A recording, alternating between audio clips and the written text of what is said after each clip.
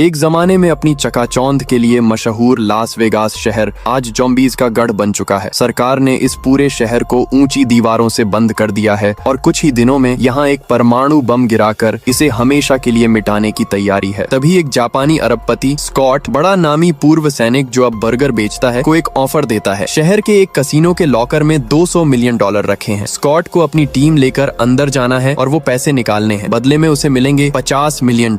अपनी बेटी के भविष्य के लिए स्कॉट ये खतरनाक मिशन स्वीकार कर लेता है। टीम और ज़ॉम्बी साम्राज्य। स्कॉट एक बेहतरीन टीम तैयार करता है। एक जाबाज पायलट पीटर्स, एक उस्ताद ताला तोड़ने वाला डीटर, उसका वफादार दोस्त वैंड्रोहे और ज़ॉम्बीज़ के तौर तरीकों को जानने वाली लिली। कसिनो के मालिक का एक खास आदमी मार्टिन भी उनके साथ जाता है। आखिरी वक्त पर स्कॉट की बेटी केट भी अपनी सहेली को बचाने के लिए जिद करके टीम में शामिल हो जाती है। जैसे ही वे शहर में घुसते हैं, उन्हें पता चलता है कि ये ज़ॉम्बी आम नहीं है। यहाँ अल्फा ज़ॉम्बीज़ का अपना एक साम्राज्य है जिसका एक राजा और एक रानी है। यहाँ तक कि एक ज़ॉम्बी टाइगर भी घूम रहा है। टीम चालाकी से ज़ॉम्बी रानी को एक आदमी की बलि देकर शांत करती है और कसिनो के अंदर पहुंच जाती है। धोखा और तबाही। लॉकर के पास पहुंचकर डीटर ताला तोड़ने में लग जाता है। तभी बाहर खड़ा मार्टिन अपना असली रंग दिखाता है। वह पैसों के लिए नहीं बल्कि ज़ॉम्बी रानी का सिर काटने आया था ताकि उसके डीएनए से ज़ॉम्बी सेना बनाई जा सके। मार्टिन धोखे से रानी का सिर काट देता है। जब ज़ॉम्बी राजा को अपनी गर्भवती रानी की मौत का पता चलता है तो उसका गुस्सा फूट पड़ता है। वो अपनी पूरी सेना के साथ कसिनो पर हमला कर देता है। इसी बीच खबर आती है कि परमाणु बम गिराने का समय पहले कर दिया गया है। अब उनके पास सिर्फ 1 घंटा है। पैसा तो मिल जाता है, लेकिन ज़ॉम्बी राजा के हमले से